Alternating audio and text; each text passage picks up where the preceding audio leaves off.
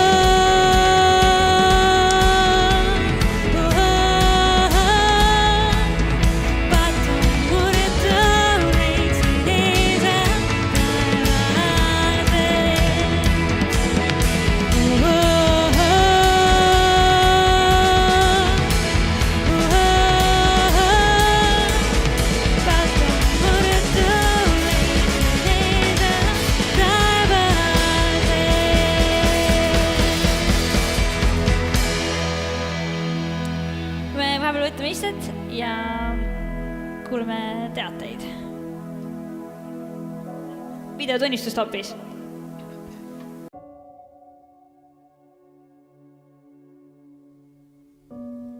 Minu ema ja isa on alati Jumalat uskunud. Me ei olnud lihtsalt väga aktiivsed. Me ei käinud kirikus, ei palvetanud ega lugenud piiblit. Pärast seda, kui mu vanemad lahutasid, toimus mu elus suur muutus. Ma hakkasin käima palju pidudel, ei olnud õhtuti kodus, tülitsesin ema ja õega. Ühesõnaga, ma olin väga raske laps ja ma hoolisin ainult endast. Nii kestis see palju aastaid. Mu ema oli lootust kaotamas, aga tänu sellele leidis ta ise üha rohkem abi Jumalas. Aegamööda hakkas ta koguduse elus rohkem kaasa lööma ning rääkis ka meile palju rohkem Jumalast. Mina aga ajasin lihtsalt jonni pärast kogu aeg vastu, et Jumalat pole olemas, miks sa meile temast üldse räägid. Vahepeal toimus mu elus nii mõndagi. Ma armasin ühte poissi, kellega me olime mitu aastat koos. Selle aja jooksul tegi ta mulle korduvalt väga haiget. Siiski ma usun, et see aeg muutis mind väga ja oli minu senise elu murdepunktiks. Ma hakkasin mõtlema järjest rohkem oma tegudele ja nende tagajärgedele.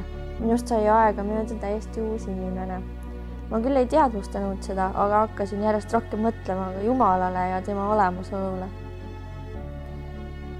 Kõvasti ei julgenud ma seda välja öelda. Kui keegi küsis, siis ma vastasin ikka, et teda ei ole minu jaoks olemas. Ja ilmselt see ka nii oli. Ta oli minu jaoks olemas vaid siis, kui mul midagi saada oli vaja. Siis ma mõttes palusin, et Jumal, palun tee nii või Jumal, palun anna mulle see asi. Suurem muutus tuli alles hiljuti. Mu ema ei olnud kaotanud mitte kordagi lootust, et ka mina ja mu õde võiksime Jumala oma ellu võtta ning rääkis meile järjepidevalt Jeesusest. Ühel päeval ütles ta mulle, et on olemas selline lahe koht nagu 3D kogudus. See on noorte kogudus, et mine vaata üle. Selleks ajaks oli mul vist mingisugune huvi Jumala vastu tekkinud või siis vähemalt väga palju küsimusi. Seetõttu kuulasin ema ära ja ei punninud enam oma juttu vastu jonni. Tegelikult ma väga isegi süvenenud sellesse, mida ta rääkis ja unustasin selle jutu suhteliselt kiiresti. Millegipärast hakkas see aga mu peas aina ketrama ja kummitama, nagu miski oleks sundinud mind sinna minema. Sellel hetkel ei olnud mul ühtegi sellist tuttavat ka, keda ma oleks saanud sinna kaasa kutsuda ja siis ütlesin emale ühel päeval, et emme, lähme vaatame siis, mida see 3D kogudus endast kujutab. Ma vaatasin ja kuulasin ja ei osanudki seal kohe alguses käituda. Päris palju oli minu jaoks uusi arusaamatuid asju. Aga ma tundsin seal ennast väga hästi. Ma vaatasin, et vau, see Jumala värk, mis nad siin teevad, ei olegi selline, nagu ma olin ette kujutanud. Igav. See oli lahe. Nad laulsid ja tegid nalja, nad naersid ja kõik olid nii sõbralikud ja avatud. Mind tutvustati kohe kõigile ja ma tundsin ennast alates esimesest hetkest ülihästi. See keskkond ja need inimesed olid nii teistsugused nendest, kellega ma tavaliselt läbi olin käinud. Niisiis, tollel pühapäeval otsustasin, et mina tahan sinna kindlasti veel minna. Ja nii hakkaski olema. Ma käisin seal igal pühapäeval, hakkasin ka kodugrupis käima ja ühel hetkel lasin ennast ristida. Pärast seda on mu elu olnud, võiks öeldud, isegi raske. Ma tundsin, et ma olen nii patune ja must, et ma ei sobi siia punti ikka üldse. Mul läks päris mitu kuud aega, et aru saada, mis on tegelikult ristimise mõte ja et Jumal tõesti on mulle mu vead andestanud. Alles siis, kui ma sain aru, kui väga ta tegelikult mind armastab just sellisena, nagu ma olen, siis pöördus terve mu maailm pea peale. Ma muutusin rahulikumaks, enesekindlamaks ja paremaks inimeseks. Ma hakkasin maailma vaatama teise nurga alt ja tegema asju tema nimel. Tänu sellele tunnen ma, et minus on nii palju headust ja armastust ja ma tahan seda kõikidega jagada. Ma olen avastanud, et andmisrõõm on kõige suurem rõõm ja et Jumal ei jäta mitte ühtegi heategu tasustamata. Ta on olnud minuga igal minu ilusal hetkel, kuid eriti tunnen ma tema kohalolu siis, kui ma lihtsalt ei jaksa, olen väsinud või üksik. Just nendel hetkedel on ta olnud minu jaoks kõige suurem motivatsioon ja tugi. Ma tean, et Jumal võib iga raskuse, mis mu ellu tuleb, pöörata minu kasuks. Sest nagu öeldakse, Jumal ei anna sulle kunagi rohkem, kui sa taluda suudad. Ta on tõesti kõikvõimas ja muudab elusid. Ma tänan teda iga päev selle kõige imelise eest, mis ta mulle andnud on. Ja ma olen tõesti väga-väga õnnelik inimene.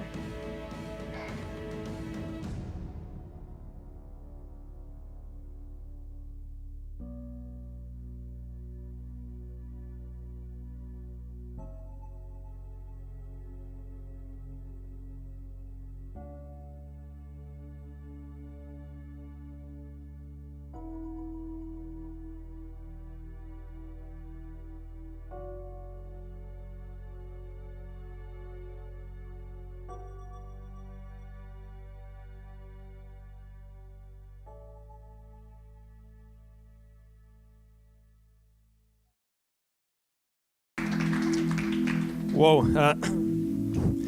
Lihtsalt nii lahe on kuulata inimeste lugusid, kuidas Jeesus reaalselt muudab tänapäeval ka inimeste elusi ja see ei ole lihtsalt mingisugune üks lugu tegelikult, mida me siin näinud praegu, vaid see on see, mida me oleme näinud 3D koguduses viimase 3,5 aasta jooksul, kuidas Jumal jätkuvalt muudab inimeste elus igal päeval ja ma loodan, et sa oled selle samal põhjusel tegelikult tulnud täna siia, et sa tahaks, et Jumal teeks su elus midagi ja ma usun, et Jumal võib täna kõnetada sind. Üks asi, mis on huvitav nende tunnistustega on see, et see on meie võimalus tegelikult jagada ja täita seda missiooni, mis Jeesus on andnud meile. Jeesus ütles, et minge kõike maailma ja kuulutage evangeeliumi kogu loodule. Ja tänapäeval me elame sellises ühiskonnas, kus meil on võimalik evangeeliumi jagada või seda head sõnumit Jeesusest jagada väga erinevatel viisidel. Üks asi, mis me oleme viimasel 3D koguses teinud, et me oleme lihtsalt teinud ühe interneti veebilehekülje ja sinna koondanud kokku siis kõik inimeste erinevad lood. Ja viimase nädala jooksul on igasugused nagu, me oleme jaganud igal päeval ühe inimese loo internetis ja see on uskumatu, mida tegelikult Jumal on teinud selle kaudu. Ma julgeks lihtsalt öelda teile nii palju, et mõne inimese loo puhul on 1000 inimest on lugenud reaalselt seda. Saad aru, 1000 erinevat inimest on lugenud ühe inimese tunnistust viimase nädala jooksul ja kokku, see on lihtsalt natuke müstiline isegi tundub. Ma vaatasin seda statistika, ma tahtsin, kas see on nagu reaalselt ka niimoodi. Ja ma saangi aru, et keskmiselt läbi enam mingi 3,5 minutit on veetud mingisugune 1000 inimest ühe konkreetse inimese loo põhjal ja neid on mitu erinevaid lugusid ja kokkule üle 2500 inimesi, kes on viimase nädala aja jooksul lugenud erinevaid lugusid. Nii et see on lihtsalt crazy. Ja see on nagu sinu tegelikult võimalus samamoodi. Ma ütlen, kui sa oled olnud 3D koguduses mõned kuud või mõned aastad või mõned päevad, aga Jumal on muutnud su elu, siis sul on võimalik jagada seda lugu ja kui sa tahad enda lugu jagada kellegi teisega, siis pärast seda teenistust otsi mind üles, enam jääb meelde, milline ma olen või lihtsalt kirjuta info@3dkogudus.ee enda lugu ja me saame jagada seda rohkemate inimestega, kui sa oskad ette kunagi kujutada. Teine asi, mis ma tahan sulle öelda, on see, et järgmisel pühapäeval ma loodan täiega siin näha. Ma usun, et järgmine pühapäev tuleb üks huvitavamaid teenistusi siin üldse ja me tuleb külla Risti koguduse pastor Peep Saar. Ja ta räägib meile sellise teemal nagu kristlus ja ateism ja kuidas see asi nagu omavahel üldse suhtestub ja mis toimub ja ma ise ootan väga-väga suure põnevusega, mis tuleb ja ma loodan, et sa võtad enda sõbrad kaasa järgmisel pühapäeval tuled siia kas kell 2 või kell 4, kui toimuvad meie teenistused. Ja üks asi, mis on veel nagu olnud südamel see, et me iga pühapäev paneme kokku siin mingisuguse korjanduse selle jaoks, et lihtsalt eelkõige tagastada Jumalale selle, mis temale kuulub. Mina kristlasena usun seda, et kui ma järgnen enda elus Jeesusele, siis see kajastub samamoodi sellest, kuidas ma ta raha kasutan. Ja ma tean seda, et ma tahan vähemalt 10% sellest tagastada Jumalale, mis Jumal on mulle esmakordselt andnud. Aga ma lugesin täna Piiblit ja üks kirjakoht pani mind päris palju mõtlema. See oli Hebra 13:5. See ütleb nii, et teie eluviis olgu raha ahnuseta. Jääge rahule sellega, mis teil on. Sest tema on öelnud, ma ei hülga sind ega jäta sind maha. Ja ma ei tea, kuidas sina enda elus, aga ma olen päris tihti tundnud ise seda, et ma ei ole päris kõige sellega rahul, mis mul praegu on, vaid tahaks natukene veel, tahaks midagi veel kuhugi juurde. Ja täna hommikul Jumal kõnetas mind ja ütles, et Jakob, et ole rahul sellega, mis sul on. Ja tea seda, et ma ei jäta sind maha, ma ei hülga sind, ma olen iga päev su juures ja ma varustan sind sellega ja ma tean, võib-olla sa oled siin ja võib-olla sa oled käinud tegelikult 3D koguduses juba tükk aega ja mõtled, okei, ma ei tea, kas see andmisvärk, kas see on minu jaoks ja ma lihtsalt julgustan ja ütlema, et Jumal ei jäta sind maha, kui sa usaldad teda ka enda raha asjades. Jumal ei jäta sind maha, Jumal tahab sind õnnistada. Kui sa oled täna siin ja sa ei tunne Jeesust isiklikult, siis me ei taha su raha, ma olen mõelnud seda, et me ei taha midagi sinu käest täna, vaid me tahame täna sulle anda midagi, me tahame sulle jagada evangeeliumi ja kui see korjenduskarp tuleb, sa võid selle endast mööda lasta. Aga lihtsalt mõtle selle peale, et inimesed panevad raha kokku selle jaoks, et evangeeliumi jõuaks sinuni kõige paremal, atraktiivsemal ja arusaadaval kujul. Nii et me ülistame edasi Jumalat lauluga, me ülistame Jumalat edasi andmisega ja see on sinu võimalus teenida teda kogu südamega ja vaadata, mis edasi saab. Okei? Ma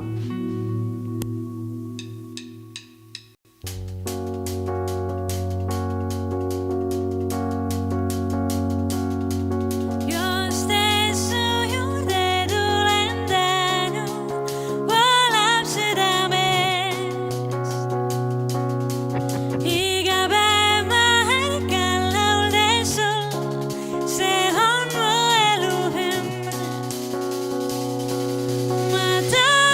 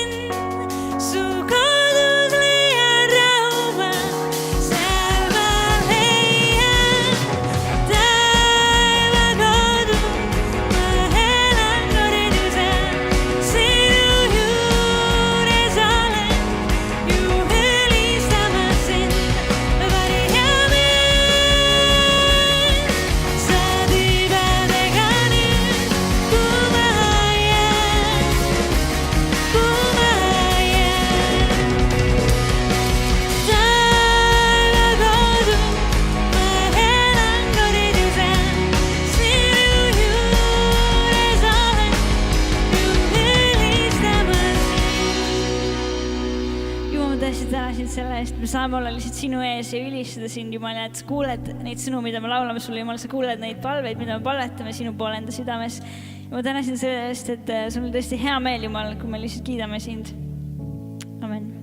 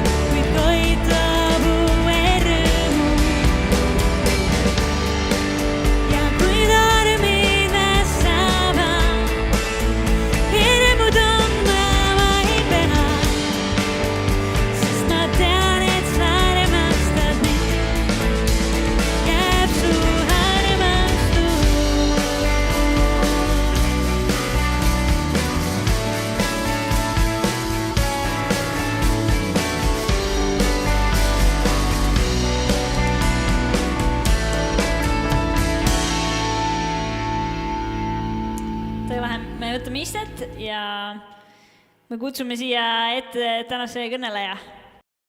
Tere päevast, õhtust. Osadega siis teist korda, teine raund, osadega esimene raund ja minu nimi Risto Tamm, kes mind ei tunne. Ja järjest enam saan aru, et kirikus on inimesi, kes mind vähem on inimesi, kes mind tunnevad, mis näitab, et see on väga tore. Et see näitab, et on tulnud peale uusi väga lahedaid inimesi. Et see aeg, kus ma arvasin, et ma esindan kõige lahedamat põlvkonna Eesti kristlaste seas hakkab ümber saama ja tead, see on ainult hea. Et miks ma selle loo panin, on siis see, et minu enda tänane teema siis on kristlus ja hinduism ja minu teadlikum tee usu juurde sai alguse läbi selle muusikavideo 90. aastate, 80. aasta lõpp, 90. aastate algus oli siis selline tore asi, kus siis Eestisse jõudis esialgu küll läbi videomakkidega, jõudis selline asi nagu MTV siis, jah. Ja mõningates siis vähem arenenud kohtades, kus ei olnud siis võimalik satelliidi kaudu otse MTV-d vaadata, korraldati selliseid asju nagu videodiskod. Minu kodukohas tehti seda ka ja videodisko on siis selline siis diskotamise või tantsimise vorm, kus ühes nurgas on telekas, kus keegi siis Uno või Ants on lindistanud mingisuguseid muusikavideosi, siis pannakse see kassett sinna sisse ja üldiselt toimub nagu tantsimine, aga siis kõikide pilgud ei ole mitte pööratud siis oma partneri suunas, vaid on siis suunatud ekraani suunas, sellepärast, et sealt tuleb lahe mingi muusika. Ja vot ma arvan, et see võis ollagi 90. aastate algus. Ma just vaatasin järgi, et see lugu ilmus 1991, nii et küllap siis sellel samal ajal siis see ka oli, kui ma siis seda lugu nägin. Ja mulle see lugu väga meeldis. Selle ansambli nimi on Jesus Loves You.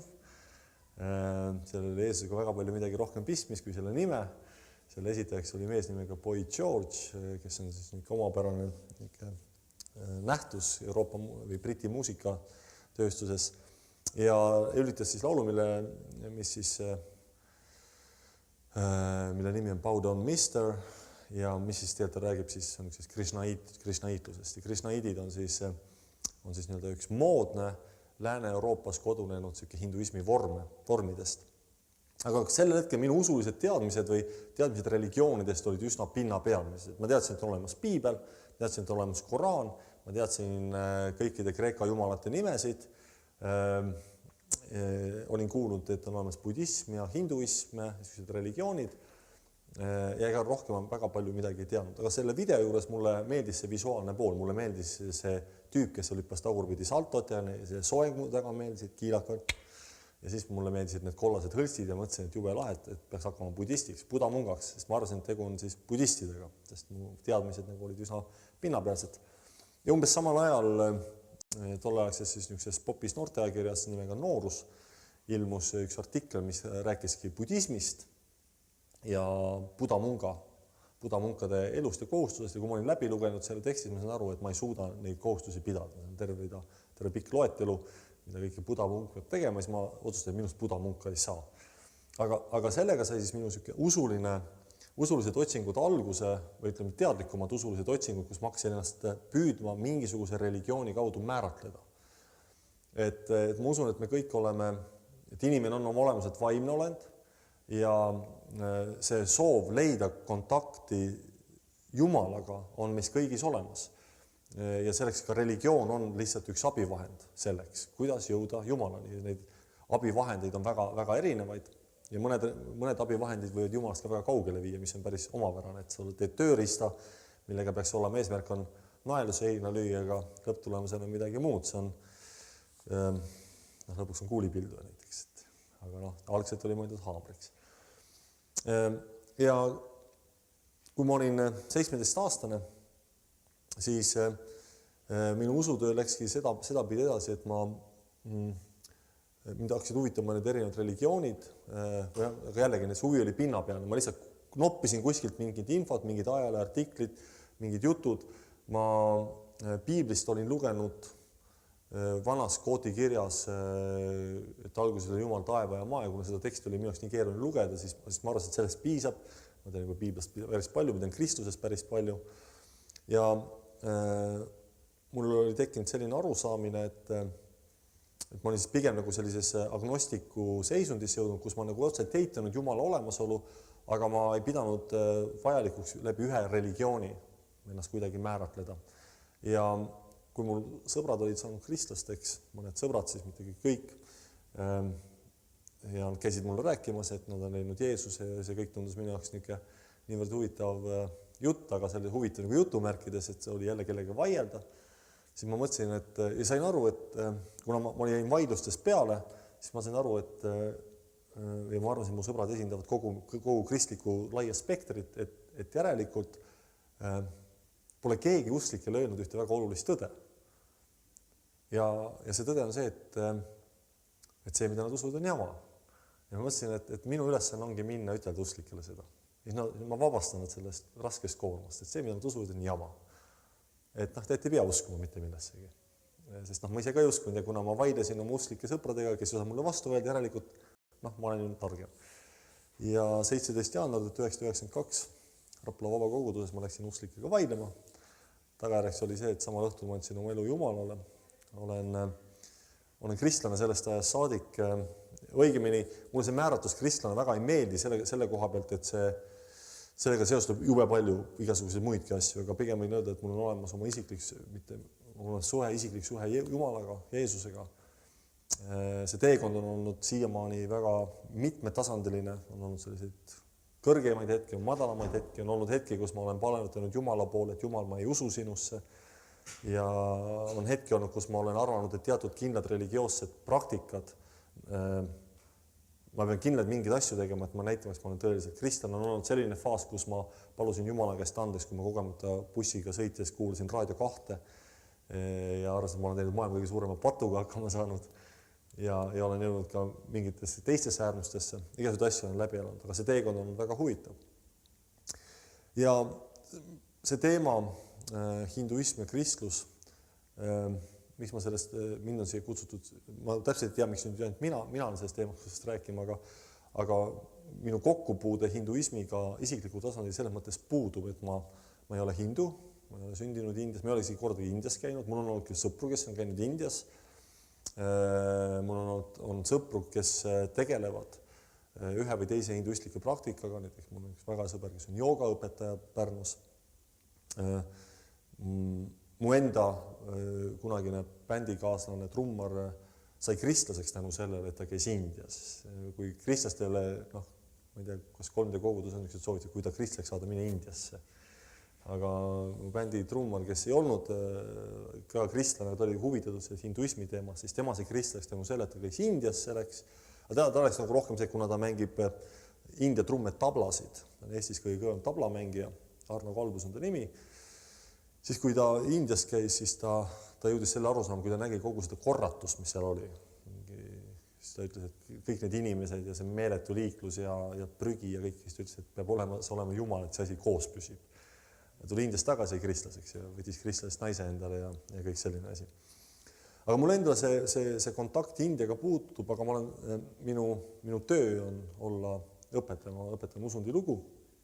Räägin Pärnus Sütevaka koolis, räägin siis maailma religioonidest ja sellega ma siis toon oma leivalauale, aga seal on siis ka ma olen siis mõnevõrra seda teemat siis uurinud või lugenud ja see oli minu isiklik kokkupuude siis hinduismiga, et see mõttes ma ei ole ekspert. Ma võin öelda, et kui on mingi religioon, milles ma olen ekspert, siis on see tõenäoliselt kristlus, sest ma praktiseerin seda oma igapäeva elus ja selles neid erinevaid tahke nüansse ma võin arutleda. Hinduismi puhul on see pigem niisugune pealespildne vaatus, aga mõned asjad siiski. Kõigepealt siis, kui hinduismist rääkides, siis põgusalt sellest ajaloost, et me peame aru saama, ja mis tahes religiooniga ja mis tahes kultuuri nähtusega, et selle taga on pikk ajalugu ja India ajalugu on väga pikk. India on väga suur maa. India on kuulub maailma suurte riikide hulka, suurimate riikide hulka. Indias on väga, öeldakse vist üks kõige kiiremini kasvav rahvaarvuga riik. See on nii nagu hiinlastel on ühe lapse poliitika, nii on olnud see hindudel või indialastel väga pikka aega tõsine probleem, külm sõda oli, see oli siis niisugune pingeaeg peale teist maailmasõda Nõukogude Liidu ja Ameerika Ühendriikide vahel, siis India ja Nõukogude Liit olid suured sõbrad, siis Indias viidi läbi siis selliseid programme, noh mõelge nüüd, kui Eestis oleks niisugune programm, et kuna lapsi sünnib nii palju, siis hindud leidsid kõige parem viis oleks see, et peaks laskma mehi steriliseerida. Aga et mehed seda nagu tahaksid teha, noh, sa ei saanud sündida, et võetakse suvaline vant öösel voodis kinni ja steriliseeritakse ära, siis said siis Nõukogude Liidust olid saanud neid raadioid, mida sai kaasas kanda ja siis tasuks selle eest, et lasid ennast ära steriliseerida, said raadio ja siis võis näha, ma olen kuulnud kirjeldusi, kus siis võis näha New Delhi või Calcutta tänavatel mehi, kes käid need uhked VF-raadiod käes, aga said aru, et need poisid enam lapsi ei saa. Aga ühesõnaga selline riik, siis riik, millel on tuumarelv, riik, kus tuleb väga palju sellist IT-alast spetsialiteeti, nii et maailmas väga tähtis riik, väga olulise mõjuga, kelle sõna oma piirkonnas on ka üsna maksev. Ja selle kultuur on väga sügav. Hinduismi juured jäävad siis mitme tuhande aastasse perioodi enne Kristust ja saab see alguse tänapäeva Pakistani aladelt, seal, kus voolab Induse jõgi ja umbes 1500 aastat enne Kristust toimub indialaste seas või niisugune suur muudatus, kus sinna tungib üks rahvas, kes kutsuvad ennast aarialasteks, mis tähendab õilsad ja aarialased toovad kaasa oma jumalate süsteemi, seal on palju jumalaid, toovad kaasa oma ühiskonnasüsteemi ja nende ühiskonnakorraldus, võib-olla tõenäoliselt ajaloos õppinud, kui olete kuulnud, on kastikord, kus siis inimesed jagatakse nende siis sünni järgi kastidesse, ühiskonna kihtidesse, milles liikumine käib siis allapoole, millest pääsu ei ole. Ja on 4 sellist põhikasti, on kõige kõrgemad on brahmaanid, kes on loodud siis oma teoloogia, oma lugu taga on Jumala suust loodud, need ülesanne on rääkida, vahendada inimestele Jumala, on kshatriad, sõjamehed, kes on loodud Jumala käsivartest, oda käes või mõõka käes või kilpi käes, kes peavad kaitsma, on vaisjad, kes on loodud Jumala puusadest, käsitöölised ja kaupmehed ja siis on šuudrad, Jumala jalgadest loodud, kes peavad tegema raskemaid töid, sulased, teenijad ja sellest kastisüsteemist veavad välja paariad, kes on siis India põliselanikud, tumedama nahaga ja nemad on siis see muda, milles siis need selle Jumala jalad on, et selline esimesi rassi teooriad, siis me võime näha on siis Indiast aarialaste juures ja Aaria selle teooria või selle kontseptsiooni mingis mõttes võtavad üle ju natsid, kui Hitler tuleb Saksamaal võimule või enne seda juba natsipartei võtab üle siis hindude jaoks ühe väga olulise sümboli svastika, haakkristi ja mis hindudel ei ole mitte kuidagi seotud sellise Adolf Hitleriga, aga kui te Indiasse lähete, siis tõenäoliselt kui te tahate pühakoda leida, siis te võite näha seda haakkristi, kes slaid on ka, siis paneks selle näiteks, kuidas nende svastikat seal igal pool vastu näitab, pleegib siis, et siin on siis, näete, siin on pühamees, kellel on siin haakkristid ja pühakojad siin paistavad. Need on vanad pitserid, mis on leitud Induse orust. Aga selle teooria siis võtavad natsid üle ka ja sellest, et on olemas kõrgem rass, puhtam rass ja tänapäeval ka neonatsid mõnikord ka nimetavad siis teatud grupeeringud ennast aarialasteks. Aga seal ei ole hindude ja natside vahel ei ole väga palju seost, rohkem midagi, kui see sümboolika.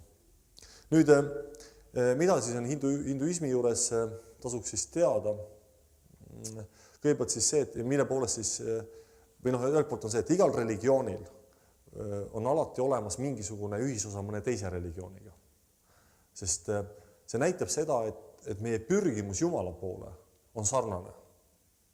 Inimlik pürgimus Jumala poole on sarnane. Ja seetõttu, kui me reisime ka erinevates maailma paikades, siis on tõesti erinevad, millised näevad välja võib-olla pühakojad, millised on sümbolid, millised näevad välja ka pühamehed. Kui siuke pühameest oleks ja jutlustama saaks päris huvitav. Et mul natuke isegi juba ikka päris palju pingutama, siin peab natuke tuhaga ennast kokku määrima ja kulinaid ja helbed, aga ühesõnaga. aga see praktika, mida tehakse, et seda praktikat on väga sarnast erinevates religioonides. Ka hinduismis on paljusid, me võime leida paljusid praktikaid, mida me ka kristlastena teeme. Palvetatakse hinduismis samamoodi, nagu meie palvetame. Traditsioonilistes kirikutes pannakse küünlaid põlema või suitsustatakse viirukit. Me näeme, et ka hinduismis see asi on olemas täiesti, et on need lõhnaküünlad või me nimetame siis need viirukipulgad, mis pannakse põlema ja mis siis väljendavad seda palvet Jumala poole. On püha pilte, ikoone. Need selliseid praktikaid on olemas, sellised praktikad, mis keskenduvad rohkem sellise sisevaatlusega, mis on ka meil olemas. Me räägime, et tuleb mõtiskleda ja mediteerida, mis on hinduismis väga oluline religioosne praktika.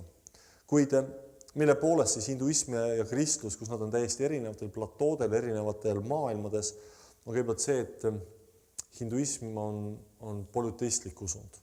Religioon, kus on palju erinevaid jumalaid.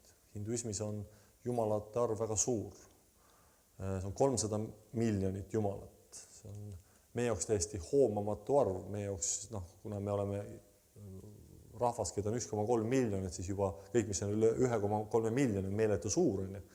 Aga kui me räägime, et Indias siis jõud on niimoodi 3 inimese peal üks jumal. See on ikka päris tõsine siis jagamine. Ja mõningad jumalate pildid on meil siin ka olemas, siis lihtsalt võite näha, kui te tahaksite näha, millised on, pane sealt on seal Shiva või Vishnu pilt äkki. Näete, Jumala tunneb Indias ära selle järgi, et ta on tavaliselt 4 kätt, mitte küll kõikid jumalad, aga Vishnu, kes on siis üks tuntumaid jumalad ja Shiva, kes on tantsiv jumal, siis ta on 4 kätt, siis ta on tavaliselt siis sellise hallika või kujutakse halli või sinise nahavärviga, see on siis kas siis tuhk või Shiva puhul siis on see tuhk, surnute tuhk, millega ta on kokku määritud, mis väljendab siis seda, et ta tantsib igavese hävingu ja loomise tantsu ja hindud usuvad, et tema tantsuga hoitakse kogu universum koos. Need jumalad on erinevad, pane seal on mõned erinevad ka naisjumalad.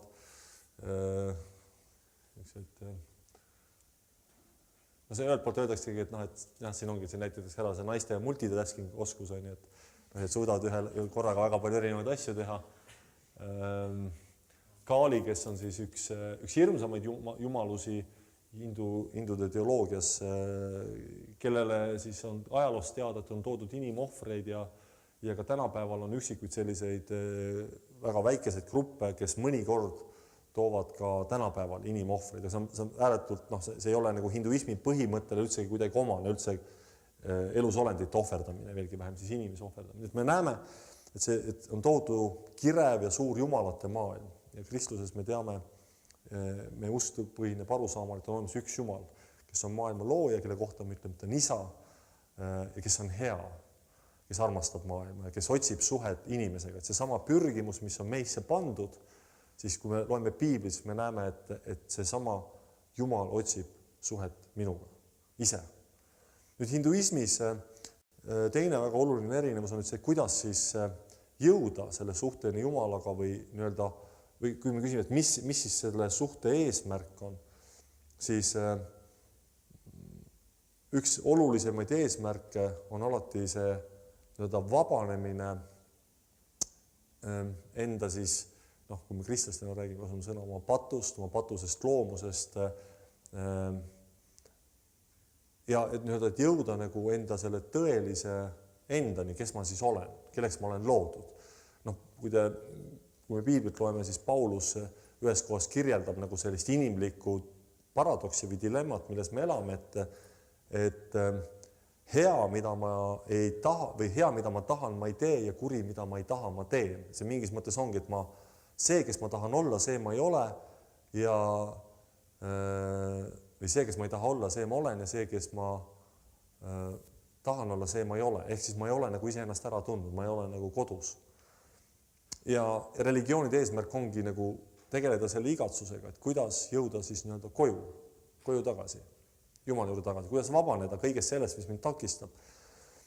Ja hindude arusaamine või hinduistliku teoloogia arusaamine, see on jällegi tohutu suur üldistus, mida ma teen, tohutu suur lihtsustus, mida ma teen, et koolis, kui ma õpetan, mul on vähemalt mingi 4 või 5 tundi, me räägime hinduismist, sügavuti ja isegi siis ma tunnen, et mitte hinduismiga, iga religiooniga, et ma olen hästi pinna peal, et ei saa väga süveti minna. Siis hindude arusaam on sellest selline, et esiteks jällegi, milles seisneb erinevus. Me usume, me teame kristlastena ja oleme veendunud, et meil on üks elu. Meil on üks elu siin maa peal ja selles elus tehtud otsused ka Jumalaga suhtes, otsus anda elu Kristusele oma elu üle, et see on maailma või universumi mõttes ääretult oluline otsus, et sellega ma otsustan ära selle, milline on minu igavik. Ehk siis see elu on absoluutselt aktuaalne, absoluutselt tähtis. See on see elu, kus mina ja Jumal saame kokku, võime kokku saada. Mis tähendab, et kui see elu on läbi, siis ongi see elu läbi. See elu enam nagu ei kordu või sellisel viisil. Nüüd hinduistlikus arusaamas see inimese elu arusaamine või on natuke teissugune. On olemas siis selline arusaamine, nagu mida nad nimetavad samsaaraks. See slaid. Samsaara on siis elu ringkäik ja see mõte on siis see, et inimesed tehtud teod määravad ära selle, kas ta vabaneb, kas ta jõuab sellele vabanemisele ehk siis sellele, nimetavad seda seisundit mokšaks, kus inimese hing, mina ühineb universumiga. Kuid minu elu jooksul tehtud teod, mida nimetatakse karmaks ja seda mõistet võib-olla olete kuulnud, et kasutatakse ka eestlased üsna palju, et kas ma olen midagi halba teinud või kas mul on karmavõlg või midagi sellist, siis ongi see mõte, millega püütakse ära seletada ka enda elus juhtuvat halba. Sest hindud usuvad seda, et kui sa oledki elus midagi halba teinud, siis see tuleb sul tasuda. Ja kui sa seda selles elus ei suuda tasuda, siis sa pead minema uuele ringile. Siin need mõlemad pildid siis seda kujutavad, et ühelt poolt on see elu igavene ringkäik, see on seotud kannatamisega ja see ümbersünd võib olla ka see, et sa ei pruugi sündida ümber üldse inimesena, vaid sa võid sündida ka mingisuguse muu elukana, ma ei tea, siin mingisugune hobune või mingi krokodill või midagi, mis iganes. Et see on selline igavene ring ja sellest välja pääseda on peaaegu võimatu. Mõned hindu teoloogid on teinud siis ka sellist arvutust, et kui palju oleks vaja ümbersünde, et inimene vabaneks, jõuaks vabanemisele, siis nad on öeldud umbes 40 või 42 000 ümbersündi peaks olema. Ja see tähendab seda, et siin elamine on kannatus, see on karistus. Et see ei ole mingisugune uus võimalus mulle. Et mõnikord, ja see on üks selline mõtteviiside viga, mis on juhtunud, kui lääne mõtteviis kohtub India mõtteviisiga, kus on ühelt poolt võetud see kristlik arusaam ja sa ütled, et su elus sul on üks võimalus. Ja sul on see, et sa pead otsustama, kas sa religioosne otsus, kas ma tunnistan Jeesuse Kristuse oma päästjaks või mitte. Ja kui ma seda ei tee, siis minu igavik ei ole väga kindel koos Jumalaga, ma ei jõua koju. Ja kui ma teen selle otsuse ja ma elan selle järgi, siis ma jõuan koju. See on ka see, miks kogudused on, miks 3D kogudus on siin Tartus olemas. Miks mujal kogudused, miks kristlased sellest räägivad, et see on niivõrd oluline. See ei ole lihtsalt see, et meil pole mitte midagi teha, meil on ikka uus hobi. Teeme kogudust. Ma mõtlen, et see on üks kõige tüütum hobi teha kogudust. Mõtlegi, tüübid, ma mõtlen 2 korda järjest sama laulu laulda. Võiks ju võtta mingid lahedamad riffid ja teha mingid popimad lood, hoopis tunduvalt lahedamad. Aural ka siin, et jälle sama laul, järgmine päev jälle samamoodi. Tohutult igav hobi, mitte igav hobi, aga tüütu hobi peaks ütlema, lihtsalt kristluse tegemine. Aga see on see, et me usume, et see on see, mida me teame ja see, mida me toetame Piiblile ja oma isiklikule kogemusele Jumalast, et Jumal tahab inimesi kõnetada siin ja praegu. Ja nüüd hinduistlikus süsteemis sellist väljapääsu nagu ei olegi. On olemas terve rida erinevaid praktikaid, mis aitab inimesel jõuda on olemas joogapraktika, mis on võib-olla üks tuntumaid praktikaid, mida me ka siin näeme. Jooga on siis selline, siin on nüüd kujutatud, joogal on ka erinevad vormid ja see on nüüd hatha jooga, mis on nagu see positsioonide jooga, see on ka väga sügav teoloogia, see ulatub ka väga kaugele India ajalukku, kus siis tõesti lõpptulemus on see, et inimesed on võimelised oma keha kontrollima viisil, nagu tavapäraselt ei olda võimelised kontrollima. Selle taga on tohutu meditatsioon, tohutu pingutus. Ja see on lihtsalt üks näide sellest, kuidas inimene püüab ise tegelikult jõuda selle koju vabanemiseni, saada kokku Jumalaga. Ja see põhiline fundamentaalne erinevus, kus hinduism ja kristlus ongi selles vabanemises, selles vabanemise tees. Kui India hinduistlik teoloogia põhimõtteliselt ütleb selle, et see vabanemise tee, sa oledki ise sellel teel, sa peadki ise mööda seda teed käima ja sa pead ise pingutama. Ainult sa ise võid jõuda selle vabanemisele. Ja kusjuures see ei ole mitte ainult siis hinduismil omane, mis on paljudele teistele religioonidel omane.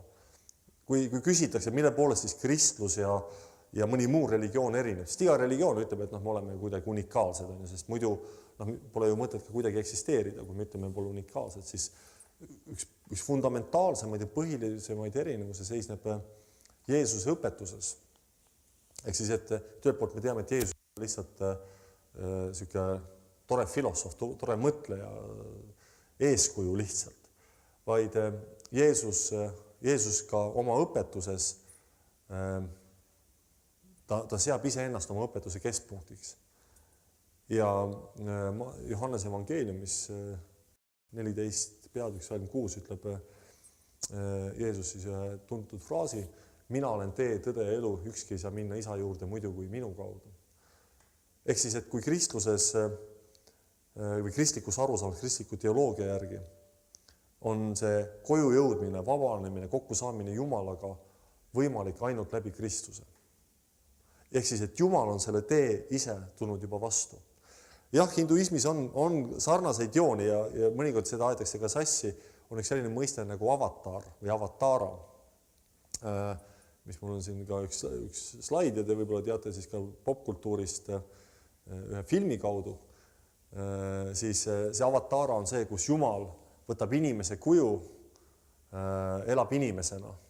Siin inimeste maailmas, siin on mõned sellisemad tuntumad India avatarid, on kangelane Rama, mis on ka India ühe eepose Ramayana peategelane ja Krishna, see laul Hare Rama, Hare Krishna, see on kohe oma terve maailma, selle Krishna ümber loodud ka Buddha.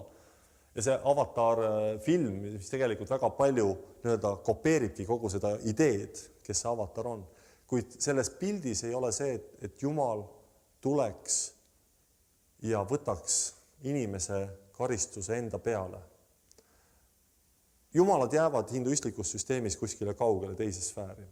On küll seal erinevad teoloogilisi arusaamad, kas erinevad, on olemas siis sellist polüteistlikku arusaama, kus kumardatakse palju erinevaid jumalaid. On olemas arusaama, mida nimeks monismiks, kus usutakse, et kõik erinevad jumalate kummardamised viivad lõpuks ühe jumalani. On olemas neid süsteeme, kes jumalaid üldse nagu ei vajagi, ateistlikud süsteemid, et lunastuseks polegi jumalaid vaja, vaid ongi see jooga näiteks, mida sa teed, või kui te õpite budismi, siis budism on maailma kõige tuntum ateistlik religioon, mis üldse ei vaja jumalaid lunastuseks. Siis kristluses on see aktuaalne, et Jumal armastusest inimese vastu loobub iseenda olust, loobub sellest, kes ta on ja tuleb inimesena maa peale, aga ei ole mingisugune lihtsalt vägev kangelane. Kui me loeme evangeeliumid või kui te loete evangeeliumid, siis on näha, et kui Jeesuse enda lähimad sõbrad unistavad sellest, et Jeesus oleks lahe juutide rahvuskangelane, kes võtab õigel hetkel võtab mõõga välja ja ütleb, et peksame lööme need roomlased kõik maha. Isegi seal Jeesuse jüngrite hulgas, ma just mõtlen 3D kogudusega, see väga hästi seostub, teil olite väikse skandaali seoses lauluga Conterroristas, olite teie või? Ei, teie ei olnud. Te olete ühes teises mullis, aga seal Conterroristas, mis oli, ma just mõtlesin, et Jeesuse üks jünger oli ju terrorist.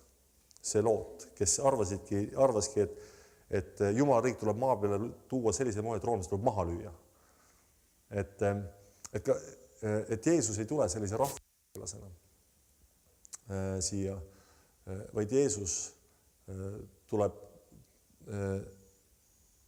ja elab läbi kõik inimlikud ka kannatused, inimliku olemise. Ja see ongi see, et me ei pea Jumalalt kuidagi välja teenima midagi.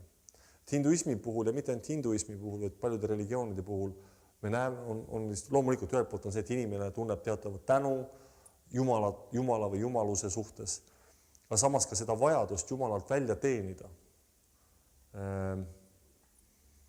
Ühelt poolt on see, et tahetakse välja teenida teatud hüvesid, sellega me ka kristlastena, see on ka meie kiusatus, me arvame, et kui me oleme head kristlad, siis Jumal annab meile hüvesid. Ja see on väga hea põhjus, miks olla kristlane, saada hüvesid. Uskuge mind, see ei ole alati niimoodi, et Jeesus ütleb, et tehke teistele seda, mida te tahate, et teile tehakse, aga seda ei ütle teile, et tehke teistele ja seda tehakse sullegi. Vaid see on see, et tee teistele seda, mis sa tahad, et sulle tehakse, see ei tähenda, et sa üldse niimoodi saad. Mul on just oma pojaga, mul on 5-aastane poeg, väga huvitavad hetked, kus ta on just pärast selles faasis, et oma mõtlemises, et kui ma õigesti teen asju, siis Jumal teeb mulle ka tagasi, et niisugune diil on praegu, et kui ma hästi käitun, kui ma liiga palju arvutiga ei mängi midagi, siis on Jumal minu vastu kohe hea ja sa püüad kuidagi seletada, et see päris niimoodi võib-olla ei ole, et see ei ole niisugune väljateenimise koht, aga seal peab lapsega teistmoodi suhtlema. Ehk siis kristlus oma õpetuselt ja Jeesus õpetabki nii, et kokku saame Jumalaga ainult läbi tema. See on see, mis on Kristuse tuum. Tõepoolest, hinduismi juures on väga palju sellist atraktiivset. On väga palju, ta on eksootiline ja eksootilised asjad alati tõmbavad. Tas on väga palju erinevaid võimalusi. Kui Kristus need võimalused tõmbab üsna kokku ja Jeesus ütlebki, et ainult minu kaudu, ehk siis see, et me võime tahta ühte või teist asja teha, meil võivad meeldida kellukesed ja meil võivad meeldida lõhnaküünlad ja meil võivad meeldida stoolad ja rüüd ja meil võivad meeldida Hillsong-ülistusi, mis iganes, aga lõpuks on see, et me ütleme, et me peame tulema, ütleme, et ainukene viis, kes mind päästab, on Jeesus. Ükstapuha kui lahe või kui igav on jumalateenistuse vorm, siis me selle peale ei saa toetuda.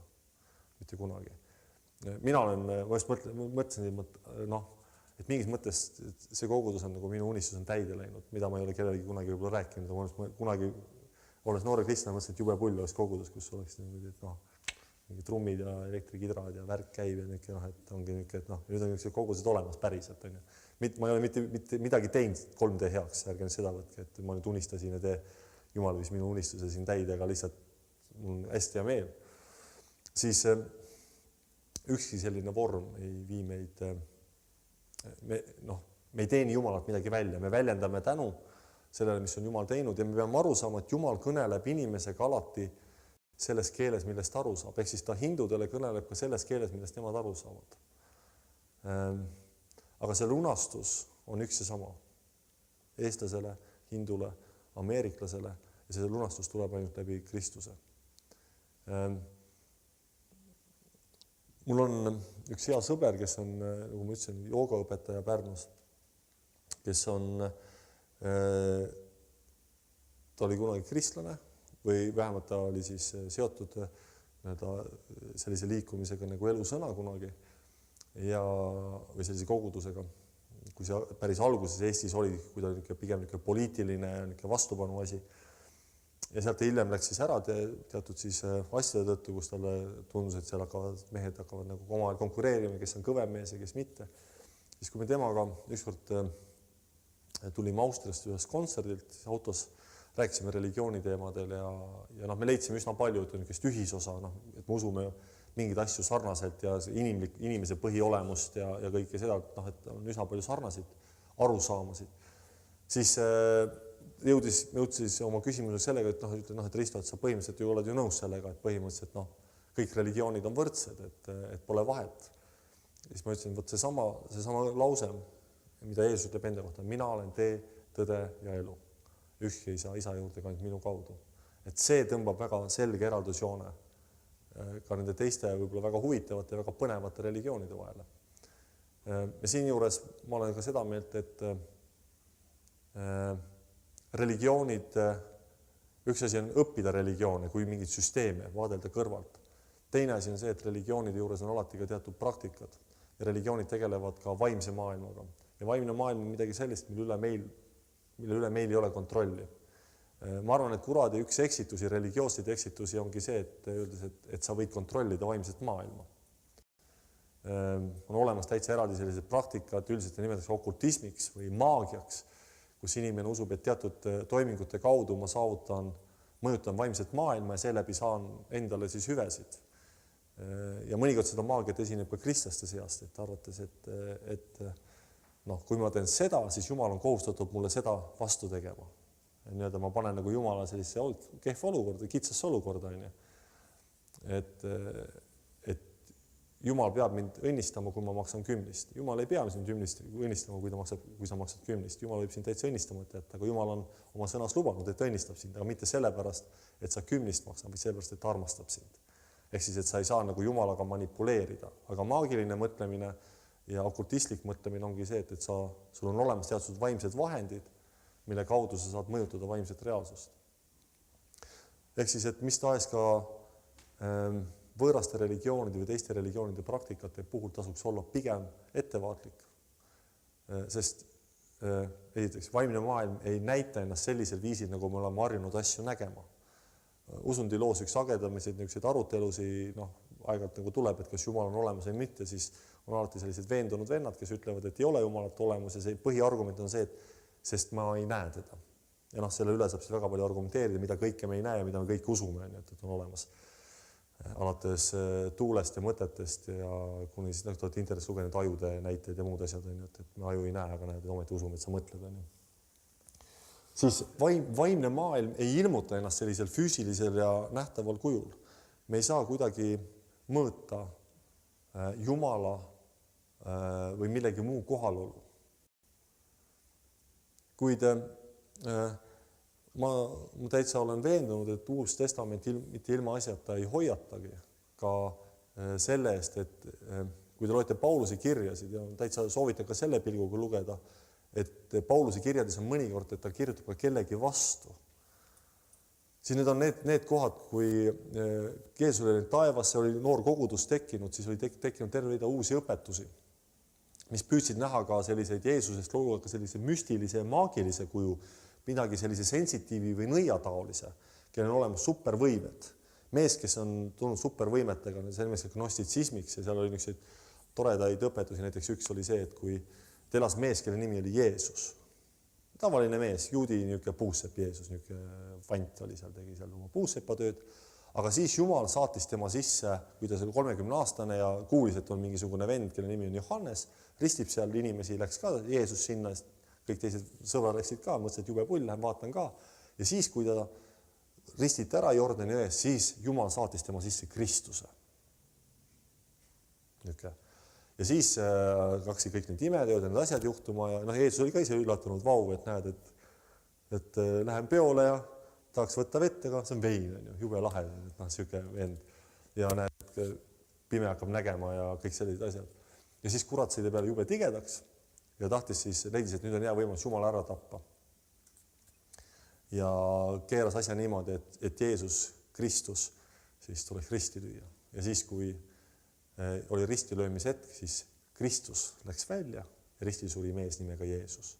Ja Jumal tegi tegelikult saatanale 1-0. Sellised teooriad, et hakkas levima igasuguseid, et Jeesus ei olegi, Jumal ei olegi päriselt inimesena olnud ja et Jeesus, kes ta siis ikkagi oli, siis Paulus tegelikult hoiatab ka selliste asjadega tegelemise eest, sest see on vaimne maailm ja sellel on olemas oma mõju.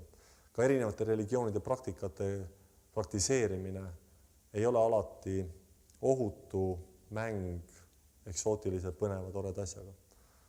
Mitte ma ei taha öelda seda, et me peaksime igat asja kartma, et kui budistid mediteerivad, siis me ei tohiks mediteerida. meditatsioon on ääretult oluline. Me inimeseks olemise juures me mõtiskled mingi asja üle pikalt, on ju. Aga see tähendab seda, et me ei peaks looma, me peaks mõtlema, miks me üht või teist asja teeme. Ka jooga, mis ei ole lihtsalt India võimlemine, mida mõnikord arvatakse, see on Indiast pärit võimlemine ja et saab lihtsalt keha paremini sirutada. Ja joogas on kindlasti väga palju õiget, mis puudutab seda, et tõesti, et keha, et peabki keha sirutama, peab õigesti hingama ja et sa pead teadma, et kus kohas su siseorganid asetsevad, et sa endale ei tekitaks mingi sisehaigusi. Aga teistpidi jooga eesmärk on eneselunastus. Ja see on asi, mille suhtes me peaksime olema nagu teadlikud, et see jooga ei saa mind lunastada. Kristus saab mind lunastada. Ja muidugi, jällegi, ütleme, need praktikaid on väga palju ja kuhu üks või teine praktika võib viia. See on üks näide ühest hinduistlikust praktikast, üks slaid on, võib-olla paneksid selle ka, kus on see tore poiss seal selle kondiga, mis ta on leidnud.